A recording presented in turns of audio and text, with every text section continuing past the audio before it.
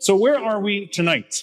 We're going to get to Zionism, bi'idhnillahi ta'ala, and what has happened in the last 100 years in particular. But before that, there's a context that once again is lost. When we talk about Salahuddin Al-Ayyubi rahimahullah ta'ala, one of the things that I mentioned at the very start of that lecture was that it's interesting that we don't talk about how we lost Jerusalem before Salahuddin in the first place. What happened between Umar ibn Al-Khattab radiyallahu ta'ala anhu and Salahuddin Al-Ayyubi rahimahullah for Jerusalem to be lost in the first place? And there are several factors at play. There is the weakness that is a direct result of the division within the Ummah that renders it impotent. There's a moving away from prophetic guidance and a privileging of the types of things that would not distinguish us from our enemies, the privileging of wealth and power that leave us as an Ummah exploitable.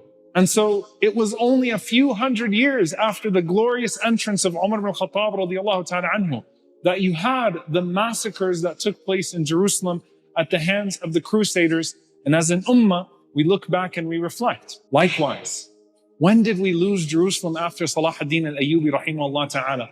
What happened from Salahuddin until now that led us to this place? And so I want to take you back to where we left off. The year is 1187 after Christ in the Gregorian calendar, October 2nd of 1187. Where Salahuddin Al-Ayyubi rahimahullah ta'ala enters into Jerusalem and he installs the minbar of Nuruddin Zengi rahimahullah ta'ala, who had looked forward to that day in which Al-Aqsa would be free once again. But as we said, the man lives his life for the next few years defending Jerusalem and defending the Muslim lands from the Crusades that were launched afterwards, because the Crusaders were not satisfied with the just and benevolent and beautiful treatment of Salahuddin rahimahullah ta'ala to the Christian and Jewish minorities, or the way that he refused to reciprocate their evil, but instead manifested idfa' billati hiya ahsan, respond to evil with that which is better. And so they launch another crusade once again. And Salahuddin rahimahullah ta'ala is defending the Muslim lands. He's defending Jerusalem and he's commissioning troops here and there. And sometimes he loses cities once again, but still he holds strong, rahimahullah ta'ala. And it would only take a few years. So from 1187 to 1229 for Jerusalem to be lost once again. It didn't take long, but I'm going to elaborate on what lost means here. Salahuddin Al-Ayyubi rahimahullah ta'ala passes away at the age of 56 years old in Damascus in the year 1193. And despite the amazing treasures that he brought to the Ummah, as we said, the man died with 47 dirhams to his name. A life fi sabilillah, money spent fi sabilillah, time spent in the path of Allah subhanahu wa ta'ala. But one of the things that we notice after Salahuddin Al-Ayyubi rahimahullah is that as he was busy being the military general and solidifying a volatile state, he wasn't able to put in a long-term political structure that could ward off the future attacks. And I don't say that as a critique of Salahuddin. Who am I, with my comfort, to criticize Salahuddin the way that some historians would write about him? I say that as a product of circumstance, not as a product of the man's intentions or any lack of effort on his part. That as you're fighting off the attacks, there is a difficulty in establishing a structure in place to be able to protect you. And so when Salahuddin passes away, rahimahullah ta'ala, who's going to assume rule? The charismatic, powerful leader was able to bring multiple territories under his rule, but now the territories will be divided once again, primarily between his sons and his siblings. His sons and his siblings, none of whom can live up to Salahuddin Al-Ayyubi, rahimahullah ta'ala. And so you have his brother, who will eventually become the most powerful of the dynasty, Al-Adil, Sayf-ad-Din. Al-Adil Sayf-ad-Din initially ruled the area of Karak and what would be modern day Jordan, around that area of Al-Urdun at that time. And he was a trusted strategist to Salahuddin Al-Ayyubi rahimahullah ta'ala, a brilliant man, a diplomat and a brilliant strategist. Salahuddin's eldest son, Al-Afdal, ruled Damascus. So Damascus is under his son. Salahuddin's second son, Al-Aziz, is the ruler of Egypt. So Al-Afdal is in Damascus, Al-Aziz is in Egypt. And Al-Aziz would not last long in that role. It would be only a matter of time before Al-Adil, the brother of Salahuddin, would take Egypt from him as well. Lastly, you have Al-Zahir, who's the third son of Salahuddin, and he is the ruler of Halab, the ruler of Aleppo. And the Sultan of Halab, and that's not a small role, considering how great Halab was in the makeup of the region at the time. Al-Zahir was the son of Salahuddin, who actually sent multiple reinforcements in the conquest of Jerusalem from the Crusaders in the first place. So he was a powerful and smart and brilliant young man, and he ruled he ruled Aleppo, Halab. And then finally you have his nephew, Taqiyuddin, who's the ruler of Hama, also in modern day Syria. Now what happens is that first and foremost, when you lose a figure like Salahuddin, you're already vulnerable, because no one can fill the man's shoes. On top of that, internal dynamics, division, power plays, trying to divide the territories amongst themselves. Unfortunately, that weakens the entire state of the Ummah. And so yes, it's an unfortunate reality that the sons fight amongst themselves, that the siblings fight amongst themselves, that sometimes when you live in perpetual wartime, you don't know how to turn off war. And it continues to perpetuate even amongst the Ummah. And so eventually, Al-Adil, the brother of Salahuddin, is able to consolidate the majority of the territories under him. Al-Adil, the brother of Salahuddin, and purge the sons of Salahuddin and basically continue the Ayyubid dynasty for what it's worth at that time, still not being able to live up to Salahuddin. The Crusaders recognize the weaknesses here.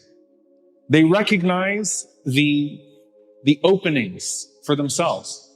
And subhanAllah, it's important to mention once again that Richard himself said that so long as Salahuddin is alive, Jerusalem will never be taken. He gave up hope on taking Al-Quds while Salahuddin was alive. But now the infighting happens again.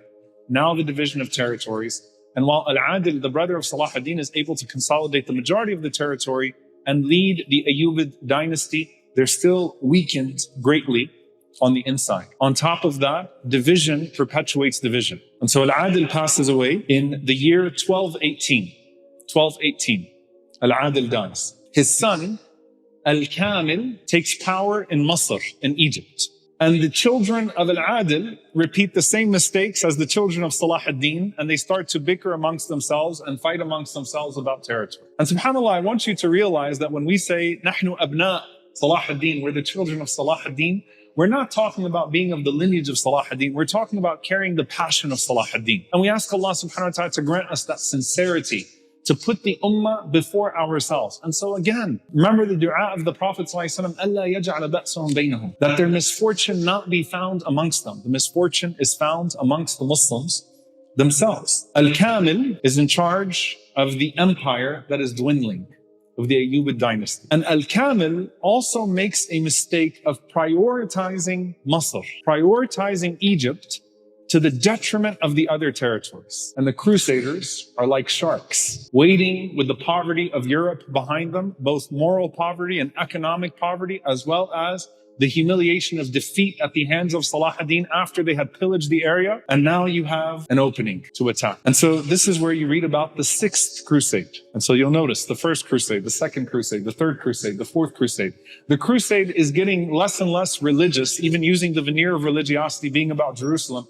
It's about pillaging the Muslim world, exerting domination over the Muslim world, and stealing the resources and opening the trade routes. The 6th crusade happens. Al-Kamil, who is the nephew of Salahuddin, finds himself in a weakened position. And he does something in the year 1229 that, subhanAllah, would set the precedent for some of the scholarly discussions that have happened in the last 50 years. He basically negotiates Jerusalem. The nephew of Salahuddin, his focus is maintaining the power structure that he has to the best of his ability, and he wants to maintain Egypt and some of the territories of Asham. And so he starts to negotiate with the Crusaders, and he surrenders in the year 1229, just a few decades after his uncle. He surrenders Al-Quds to the Crusaders On the basis of what? SubhanAllah, history repeats itself. A 10-year truce. In that 10-year truce, the Christians will retake the city of Jerusalem. The Crusaders will retake the city of Jerusalem. But they have to ensure that the Muslims still have access to their holy sites. So it's not a bloody conquest. It's not the Crusaders coming in like the first time. It's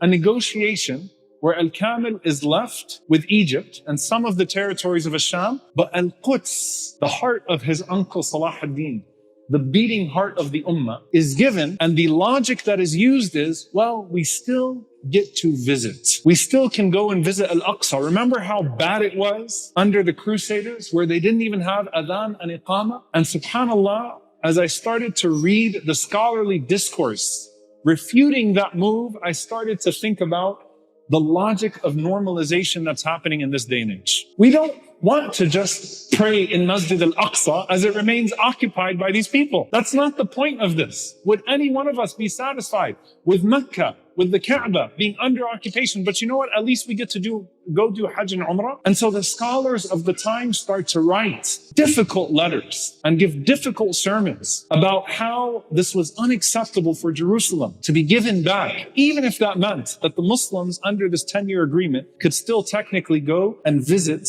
and pray. And this is called Sulh Yafa, the Treaty of Jaffa, or Sulh Yafa. It's the year 1229. So Jerusalem is given back to the Crusaders, but the Muslims can enter and the Muslims can still pray in Masjid al-Aqsa. I want to take you to the sentiment that existed at the time. Remember, one of the beauties of Salahuddin was that he was able to unite Muslim scholars from different madhahib, from different schools of thought, because he was able to show the greater cause of Al-Aqsa. And so the scholars fought behind Salahuddin. The people gathered behind Salahuddin and put aside their differences because of the mandate of Al-Quds al-Sharif, the mandate of Al-Aqsa. And so imagine now, as these scholars are living at a time when Jerusalem has been surrendered. Al-Imam ibn Qudama al-Maqdisi, rahimahullah ta'ala, who fought behind Salahuddin Al-Ayyubi, a great Hanbali, fighting behind a great Shafi'i, putting aside any creedal differences or anything else because Jerusalem is the priority. And I want to point to two scholars that I found very interesting in their writings and how they reacted to the moment. One of them is a scholar that if you watch the first, which I'll go back to doing after Ramadan, inshallah ta'ala, you'll notice that I often quote Al-Imam ibn Al-Athir. Al-Imam ibn Al-Athir. Al-Imam ibn Al-Athir, his name is Izzuddin Abul Hasan ibn Al-Athir. Imam ibn Al-Athir. He actually wrote one of the books that I consult in the first multiple times, which is Al-Usud al-Ghaba fi Ma'rifati as-Sahaba. He wrote one of the most important collections in knowing the history of the companions. And Ibn Al-Athir, rahimahullah ta'ala, writes one of the most extensive histories of the Muslim Ummah. So he's a great scholar. He's well recognized. He's a da'i. He's a jurist. He's a historian. And he also fought behind Salahuddin rahimahullah ta'ala in the battlefield. And so he documented the widespread resentment and the humiliation at handing back the keys of Al-Quds when Salahuddin rahimahullah ta'ala had liberated it just 4 decades prior. And then you get to a very specific scene. There's another scholar by the name of Shamsuddin Slibt ibn al-Jawzi. Slibt ibn al-Jawzi. There's a very famous scholar in Islamic history, Ibn al-Jawzi rahimahullah ta'ala. He's the most prolific writer in Islamic history. He wrote more than any scholar in history. And he's a great Hanbali scholar. This is his grandson. So he's someone who is his grandson through the maternal side. And so he was called Slibt ibn al-Jawzi rahimahullah ta'ala. He was a great Hanafi scholar under the Ayyubid discipline. So his father was a soldier under Nuruddin and Salahuddin. And he grew up in the discipline of being a soldier, but he also inherited the lineage of scholarship. And he too wrote actually one of the most extensive collections of history, Mira'at al-Zaman fi Tawarikh al-A'yan, which is a mirror of time through the eyes or through the histories of the noble ones. So he writes history about what it felt like at that time. And he said that when the news spread through the Ummah that Jerusalem was once again conceded after all of the joy of receiving it, it was as if Yawm al-Qiyamah had come upon the Ummah. That people had held gatherings in the masajid across the Muslim world, lamenting the loss of Jerusalem once again. How could this happen just 4 decades after Salahuddin, under the rule of the nephew of Salahuddin. How does this happen so soon after all that we went through to get Al-Quds back? And he himself, he wrote, "Oh, what a loss for those who used to live in its blessed surroundings." How many sajdas were performed in those places? How many tears were shed upon its sacred ground? By Allah, even if their tears or even if their eyes turned into rivers, it would not be enough. Even if their hearts broke from grief, it would not be enough. What a loss, what a loss. So he lamented himself. And he also was, subhanAllah, history replaying, he also was a khatib at Al-Masjid Al-Umawi. Keep coming back to the Umayyad Masjid in Syria, which subhanAllah just came into the memory of the Muslims again.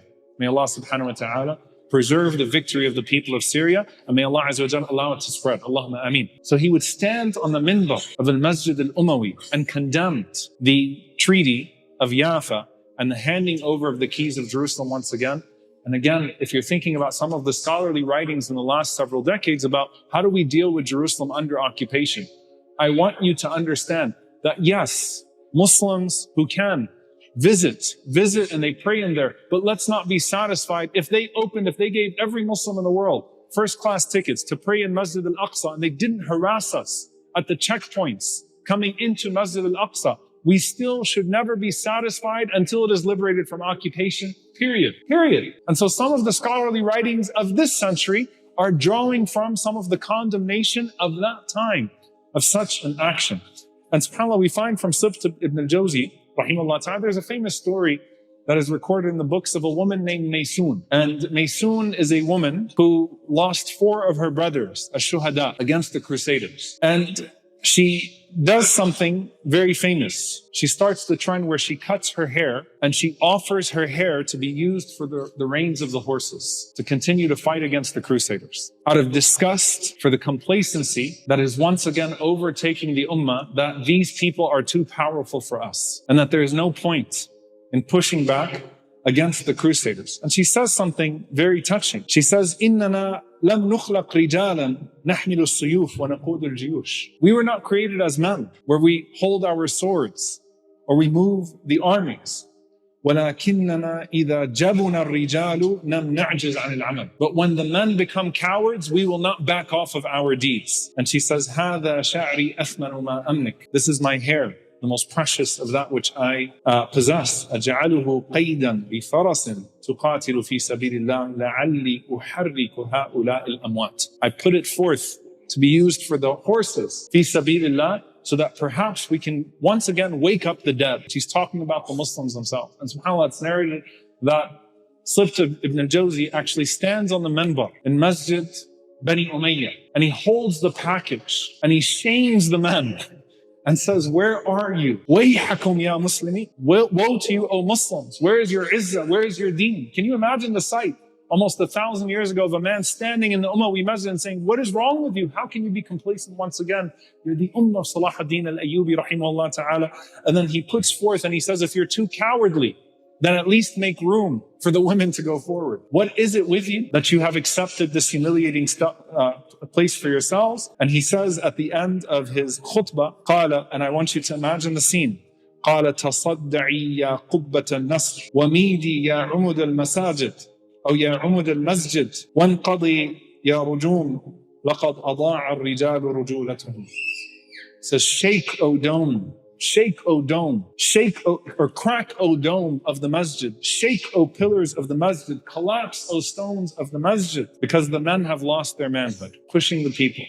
Do not accept the state of humiliation for yourself. And so there was a great scholarly rejection of this idea of accepting humiliation after the sacrifices of what people have made to protect the Masjid Al-Aqsa and its honor from the Crusaders before. The truce expires, I didn't even shake the microphone by the way. The truce expires in the year 1239, so it was a 10-year truce. And subhanAllah, the Ayyubid dynasty is crumbling from within. So it's becoming weaker and weaker and weaker from within. And here you enter the rise of another dynasty, which in my opinion, in the story of Jerusalem, is the most underrated dynasty in the history of Al-Quds. And that is the Mamluk dynasty, the most underrated group. You know, you think of Al-Quds, you think Omar ibn Al-Khattab, Salahuddin Al-Ayyubi, Ad-Dawla Al-Uthmaniyya, and you kind of omit these people. But what the Mamluks would do, the Mamluk dynasty would do to protect Al-Masjid Al-Aqsa and for Jerusalem is actually, subhanAllah, unrivaled.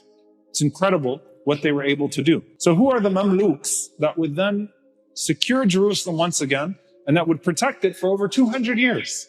Who are these people? The Mamluks were a former slave class, hence the name Mamluk, which is owned, a former slave class, and they were the elite soldiers of the army. They were of a Turkic origin, so they tended to come from between modern-day Afghanistan to Azerbaijan, and they were the most skilled of the army. The Ayyubids used to invest heavily in their tarbiyah, and so they tended to be hufad of Quran as well as the most skilled archers.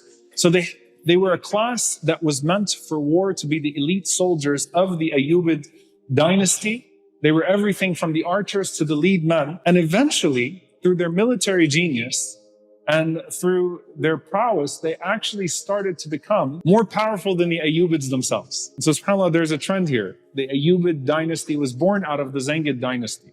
Salahuddin overtakes Nuruddin's dynasty. Here the Mamluks are overtaking the Ayyubis by virtue of their power. And so once the truce expires in the year 1229, the Crusaders understand that the Muslims will come back for Jerusalem at some point. And the Mamluks have essentially taken the power of the military of the Ayyubids, even though Al-Kamil is still alive. And so they start to make decisions independent of the Ayyubid dynasty. They're still not a dynasty in and of themselves. They're still not sultans, but they are leading the way. And they backed another group of people, Al-Khawarizmiyun.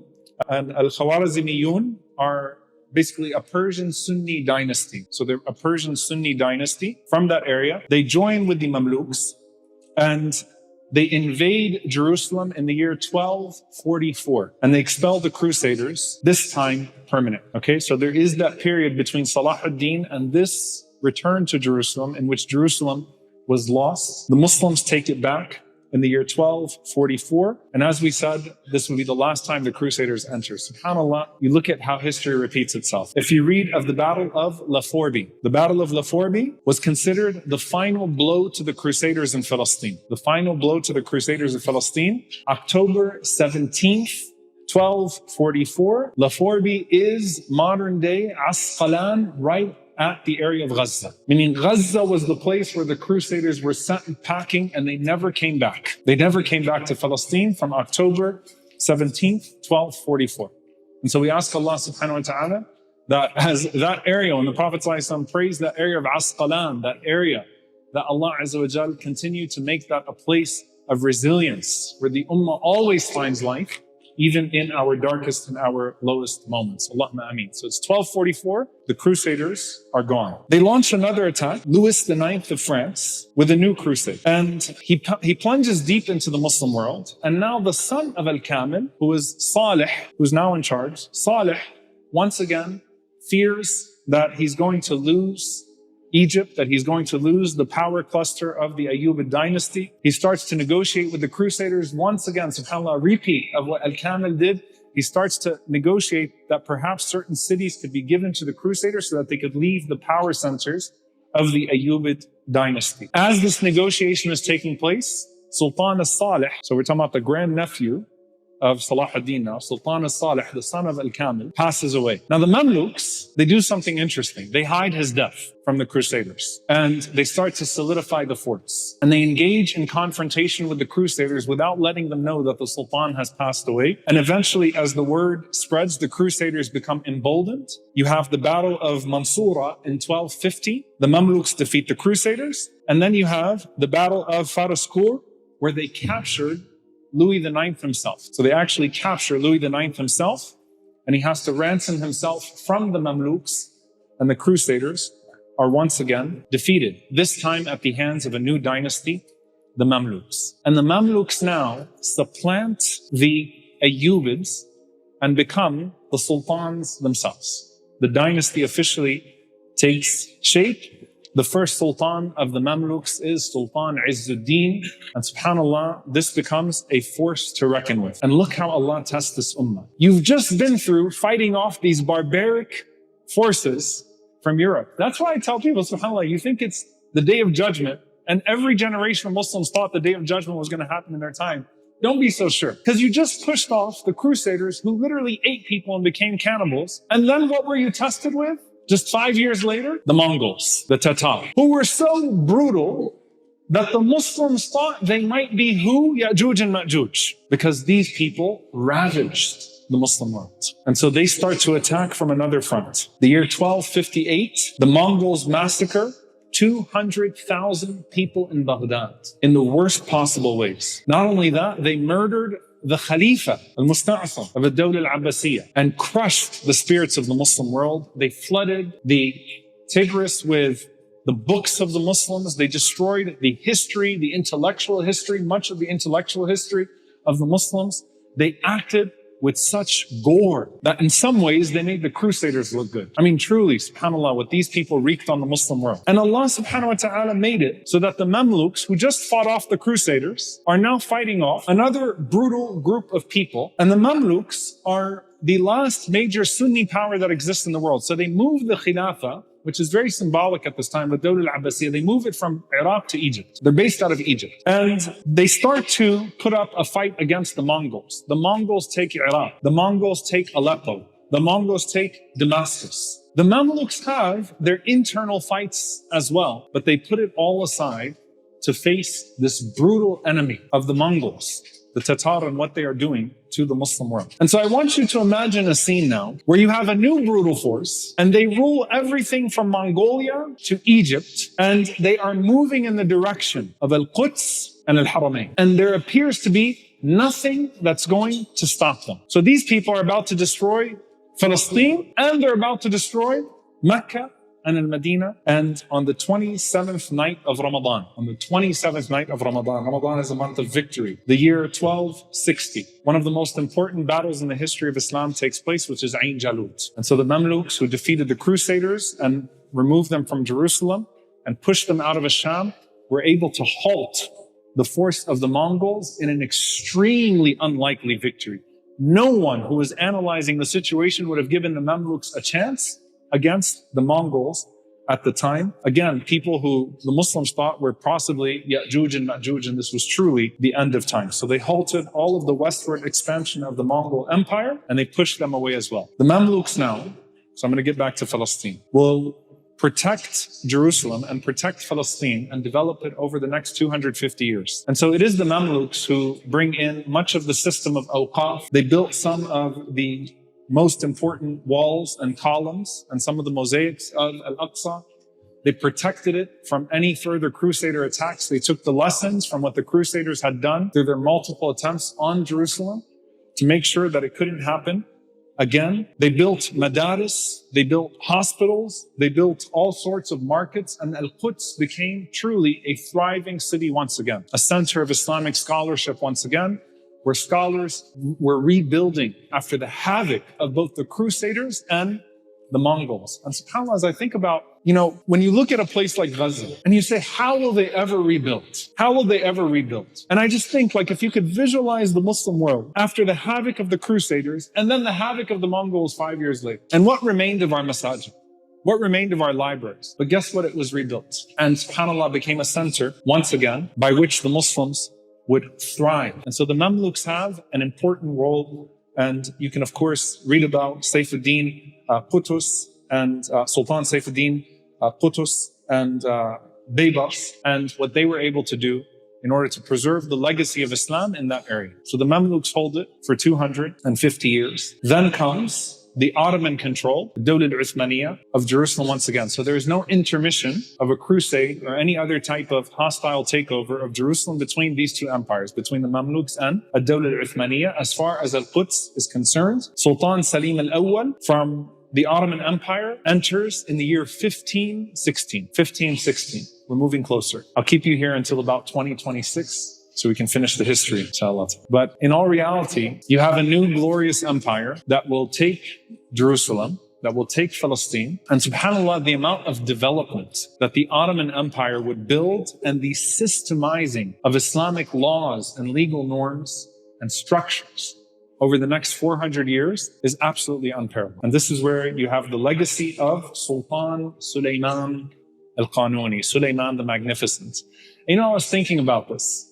the claim that the Zionists make to Jerusalem on the basis of what? It's Solomon's temple. You could arguably say that no man built more after Suleiman alayhi salam, right? Than Suleiman the Magnificent, Suleiman al-Qanuni, in terms of the development of the city. Most of the manabir, most of the pillars, most of the columns, most of what exists of the structures were either put there or renovated by Suleiman the Magnificent, rahimahullah ta'ala.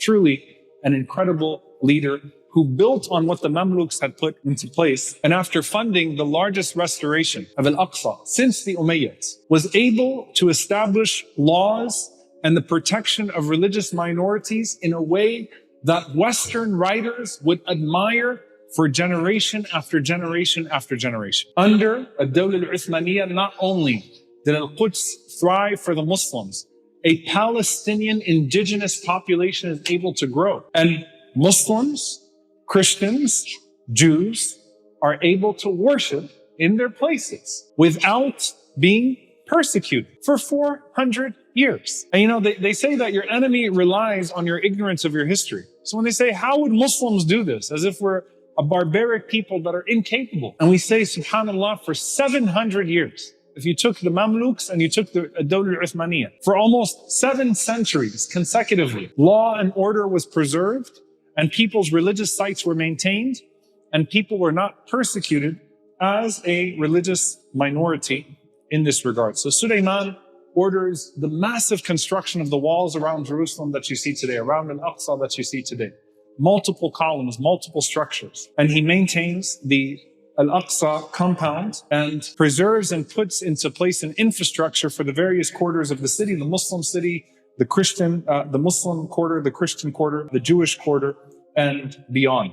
And also puts in some of the most elaborate water systems in the world, agricultural systems in the world at the time, and enhances the place of Al-Quds in the Muslim world, and once again attracts people from all over the world to Al-Quds so that it can continue to be what it's meant to be in the history of Islam. So where did we go? Salahuddin until now. 1,000 years in the making. And this is where I want to come to tonight, inshallah ta'ala, before we go into the next lecture about the end of times. Where in the world did Zionism come from? How does Israel come into the picture here? How did we lose something so fortified, something so precious, something that was so monumental and a model for the world, and how to thrive with your history while adjusting to your circumstances? Once again, you find the decline of Muslim unity. Once the Muslim Ummah starts to fall apart from within, then our enemies will always find the fault lines and take advantage of them. You know, subhanAllah, I was thinking about a very early conversation. When you look at the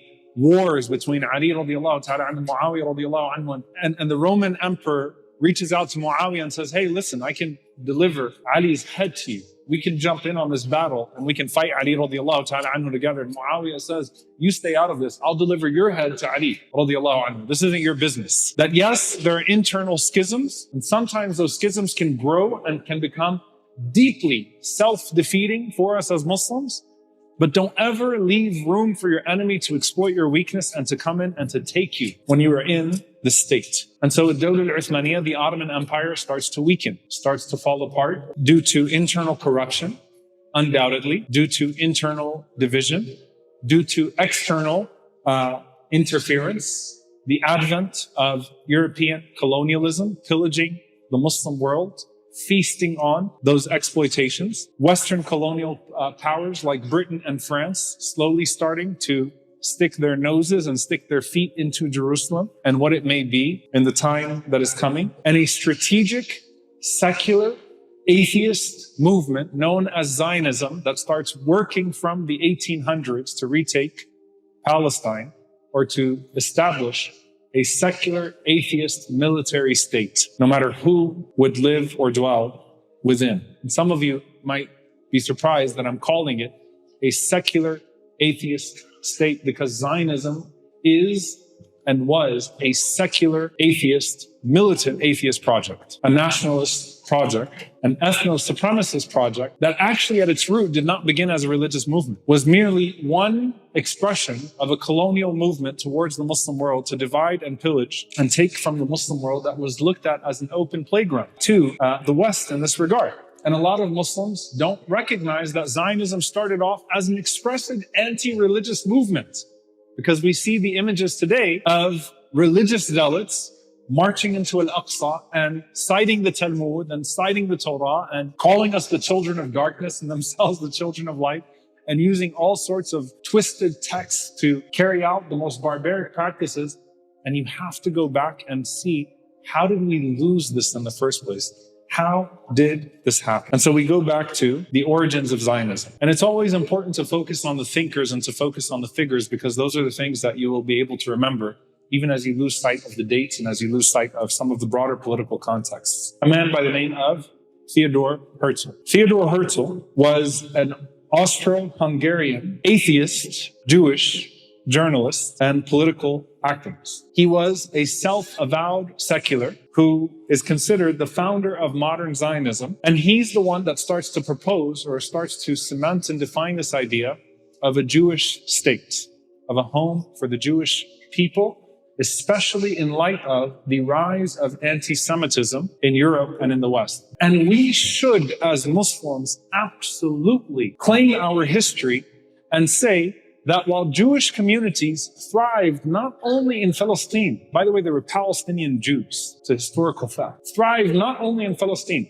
but where would you find historic Jewish communities in the West that were able to survive the various political trends there? Whereas you have historic Jewish communities in Yemen, in Morocco, in Iraq, and beyond, that had their rights protected. Yes, infringements happen, but that's something that as Muslims we look to and we say, that's our history. We have a history. Europe has its crimes. And as Europe carries out its multiple pogroms and crimes against the Jewish people, likewise you have Theodor Herzl, who seeks to reformulate Judaism not as a religious covenant, but as a racialized identity. Hence you can be secular, atheist, but still Jewish. It's a racialized identity. He seeks to formulate the idea, as the founders of Zionism formulate the idea, that the Jews are united by a racial identity, not by a religious covenant.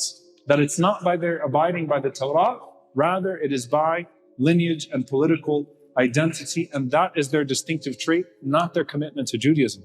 What makes this so interesting is that the first people to rise up against such an idea were the rabbis of the time. Orthodox Jews, rabbis, found this to be a preposterous idea, that you formulate a Jewish identity that is racialized, separated from any type of religious commitment or covenant. And by the way, when I say it was expressive, Herzl said that he would be content with any political state where the Jews, in the racialized sense, could have self-determination. And so these ideas of a Zionist state were put forward. It could have been in Uganda. It could have been in Argentina. It could have been in Kenya. Even Sinai, where they're trying to push us out to now, that was proposed as a location. And yes, of course, locations in the United States and other places were proposed as places where the Zionist project could take its hold. And amongst the places that were proposed were Palestine, were Palestine. Not because of a religious commitment, but because it would be politically convenient and ideal to tie the identity of the Jewish people to the historical place of Bani Israel and to form some sort of a link between a European ethno-state called Israel and Bani Israel that exists in the books. Somehow a racialized identity that privileges a people and allows them to expel the indigenous of that land and enjoy supremacy as Europe continues its crimes. And so Europe is not responsible for its reparations or for what it has done. You're not talking about the restoration of the rights of Jews in Germany. You're talking about the mass migration of Jews in the racialized sense to Palestine, to Palestine, and the expulsion of the people of that land in the name of safeguarding the Jews, which is an absolutely preposterous idea, and one that was rejected at the time and should be rejected by any moral voice even till today. So he envisions this as a political and national entity rather than a religious one. It's actually, there's a saying that you don't believe in God, but you somehow believe that God promised you this land. And so it was common to find an atheist that still claimed the land on the basis of now a historical connection, a religious connection that God had supposedly forged between them. And they saw, the founders of the Zionist project, they saw religious voices as an obstacle, not as allies to the cause that they were putting forward. And so Palestine is chosen for political and colonial reasons, not for religious reasons. Most rabbis called it a rebellion against God. And you can read, subhanAllah, some of the works. Rabbi Shalom Bershnierson, who said their plan to gather the Jewish people together with their own power will never be. And all their strength, their many strategies and efforts will not work or have any success against the will of God. Whoever twists the meaning of the Torah and finds proofs to Zionism from the Torah, and especially from the hidden Torah, is like the one who places an idol in the temple. May God in His great mercy remove this accursed doctrine from among the Jewish people and inspire their hearts to repent to Him in truth. Avraham Karelitz, a revered rabbi, wrote the only actual difference between the formation of the Zionist state is that before this, they were hoodlums without a military, and now the hoodlums have a military. Theodor Herzl himself, he wrote that we shall prevent any theocratic tendencies from coming to the fore on the part of our priesthood. We shall keep our priests within the confines of their temples. So what he envisioned of a state of Israel was supposed to be a secular one. The religious voices are rejecting it because you are rebelling against the decree of God, because the scripture explicitly states that you can't have a mass migration before the Messianic period. All of that is thrown out the window, and suddenly we have a situation where militant, secular atheists are joining with hands with European colonialists and slowly expelling the people from the lands of Al-Aqsa and from the lands of Palestine. By the way, David Ben-Gurion, who of course the airport is named after, the first prime minister of Israel, he himself used to take pride in being a pure secular. He was known to eat pork, to not abide by Yom Kippur, to never set foot in synagogues. His biographers would say he openly questioned the belief in God as a whole, somehow on the basis of religious supremacy. These are the people that are brought from Europe, and Muslims and Christians and indigenous people are expelled from their lands. And so how do we look at this from the European colonial power and what happened here?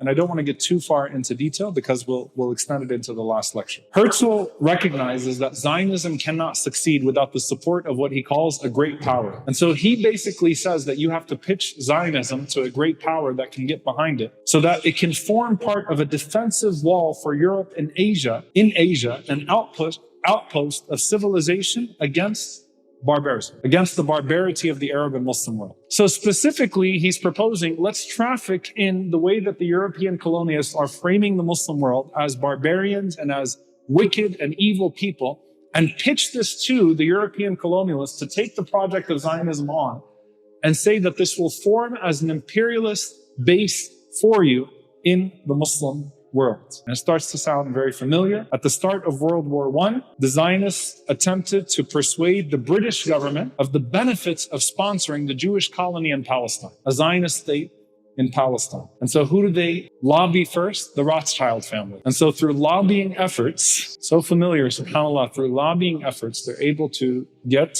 the Rothschild family to buy into the establishment of the state in historic Palestine. And hence you have the 1917 Balfour Declaration. 1919, in the US, there was a commission that was formed to explore the possibility of Zionism, or what it was looking at in terms of the establishment of a state in historic Palestine. And the King Crane Commission wrote that the initial claim often submitted by Zionist representatives that they have a right to Palestine based on occupation of 2,000 years ago can barely be seriously considered. And so you would have to considerably modify or reduce your version of the Zionist program in order to put forth the idea that Palestine is the location of this Jewish national home. And they proposed that it could be a Jewish national home, but not a Jewish state. And so the initial ideas were the emphasis of Jewish immigration to a protected Jewish national home in Palestine that then becomes a Jewish supremacist state named Israel imposed on the people of Palestine. And this is how you start to see the formulation of the supremacy of Zionism coming forth, Britain and France supporting Zionism to advance their own imperial interests, and Britain helping Zionist militias to actively clear out the area and to make room for further European adventure in this part of the world. SubhanAllah, one of the great thinkers of our time at Hajj Malik al-Shabazz, Malcolm X, rahimahullah ta'ala, visits Gaza in 1964. And he wrote an essay that you can look up called Zionist Logic. And he views Zionism for what it is at the time, and he says the number one weapon of 20th century imperialism is Zionist dollarism. And one of the main bases for this weapon is Zionist Israel. The ever-scheming European imperialists wisely placed Israel where she could geographically divide the Arab world, infiltrate, and sow the seed of dissension among African leaders, and also divide the Africans against the Asians. Zionist Israel's occupation of Arab Palestine has forced the Arab world to waste billions of precious dollars on armaments, making it impossible for these newly independent Arab nations to concentrate on strengthening the economies of their people and elevating their living standards.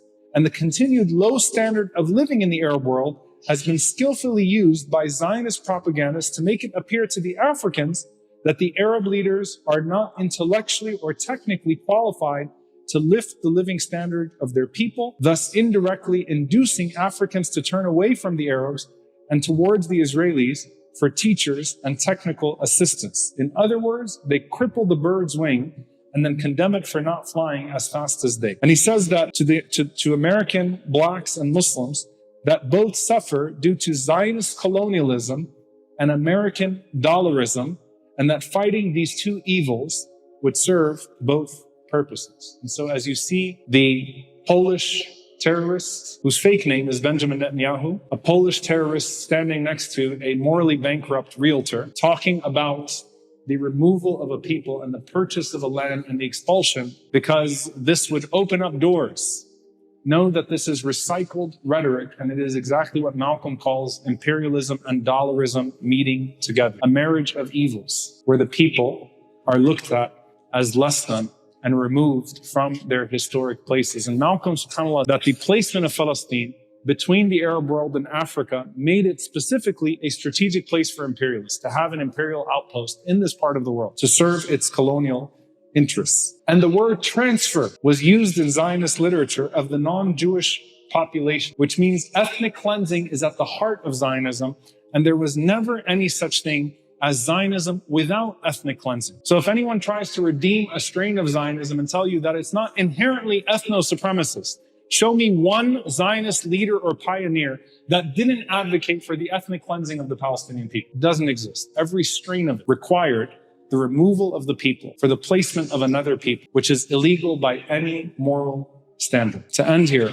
when does Zionism turn religious? So it's only after 1967 that Zionism starts to take on a more religious framework. That religious language starts to find itself within Zionism, and that you start to find more biblical references being used. And this, of course, allows for religious extremists, Jewish religious extremists, right, functioning within their version of Zionism, to find a marriage partner in Christian religious Zionists in the United States, both of whom want to forge a messianic era, but for different purposes, right? Religious Christian, I can't make this up. I was once on a panel with a rabbi and a pastor, and the pastor was an evangelical, and he was talking about, we see the development of Israel as the heart of Christianity and what we do. And the rabbi said, and I'm not making this up, he said, yeah, so you could kill us. It's a marriage of convenience that throws every moral standard out of the window and allows for the continued expulsion of a people. And it was again in the 1960s that religion starts to become infused more into the Zionist project. And Zionism, which was a secular atheistic movement, becomes more religious in its outpost. And that's where you start to see now these crazy right-wingers that are forcing themselves through the barricades of Masjid al-Aqsa and putting forth this idea of the reconstruction of the third temple as the heart of their mission. And this is where we are today. Conspiracies, efforts, impacts. I've been asked in the last year about the red heifer conspiracy. The idea of a red cow sounds silly, but these extremists actually believe that al-Baqarah al-Hamra, that a red heifer has to be born in order for there to be a ceremonial cleansing that would allow for the reconstruction of the third temple. And guess what they've been doing? Just like they genetically modified the illegal state of Israel, they're trying to genetically modify a red cow. Where from? Texas. And so there is an institute in Texas where you've had 5 red heifers that were sent to Israel, 2023, right? Because they're trying to breed the perfect red cow. These crazy religious zealots are trying to breed the perfect red cow, which would supposedly open the doors for the next temple. On top of that, obviously, you have the idea of the Greater Israel Project, where Zionism is inherently expansionist. And it shows that it's not just about Palestine, it's also about Syria and Jordan and Lebanon and Iraq and Egypt and beyond. And it will not stop because it's an expansionist ideology that doesn't know when to stop itself. And now you can hear these extremists openly talking about the expanse of these borders. And that has always been the case in everything that has taken place. And so now you have this idea of the third temple and the establishment of the third temple where Masjid al-Aqsa is. I want to leave you with two thoughts here. Number one, وَيَمْكُرُونَ وَيَمْكُرُ اللَّهُ وَاللَّهُ خَيْرُ الْمَاكِرِينَ. If they find a red baqarah, it will not change anything of the decree of Allah subhanahu wa ta'ala in what we know of what will come of the liberation of that place, bidnillahi ta'ala. May Allah allow it to happen in our lifetime. Allahumma ameen. So it doesn't matter what trees they plant, it doesn't matter what cows they breed, it doesn't matter what temples they construct, it doesn't matter what scriptures they forge, it doesn't matter what political parties they put forth, it doesn't matter what they put forward. وَيَمْكُرُونَ وَيَمْكُرُ اللَّهُ وَاللَّهُ خَيْرُ الْمَاكِرِينَ. Allah subhanahu wa ta'ala will not allow this to succeed. Allah Azza wa Jalla will not allow this project to succeed. But at the same time, I want you to heed the words of Malcolm. The end of his essay was called The Messiah, in quotation marks. And he says, if the religious claim of the Zionists is true, that they were to be led to the promised land by their Messiah, and Israel's present occupation of Arab Palestine is the fulfillment of that prophecy, where is their Messiah upon whom their prophets said would get the credit for leading them there? It was Ralph Bunche, the UN mediator, who negotiated the Zionists into possession of occupied Palestine. Is Ralph Bunche the Messiah of Zionism? And if Ralph Bunche is not their Messiah, and their Messiah has not yet come, then what are they doing in Palestine ahead of their Messiah? Did the Zionists have the legal or moral right to invade Arab Palestine, uproot its citizens from their homes, and seize all Arab property for themselves, just based on the religious claim that their forefathers lived there thousands of years ago? Only 1,000 years ago, the Moors lived in Spain. Would this give the Moors of today the legal and moral right to invade the Iberian Peninsula, drive out its Spanish citizens, and then set up a new Moroccan nation where Spain used to be, as the European Zionists have done to our Arab brothers and sisters in Palestine? In short, the Zionist argument to justify Israel's present occupation of Palestine has no intelligent or legal basis in history, not even in their own religion. Where is their Messiah? We have to equip ourselves to push back on these arguments, to debunk them on the basis of history, to debunk them on the basis of religion, to say that you have a claim based upon your religious text. What gives you the right to privilege your religious text over my religious text? Where else do we do that? Or do you want to make the claim that whoever ruled the longest should have it? Well, then the Ottomans should have it.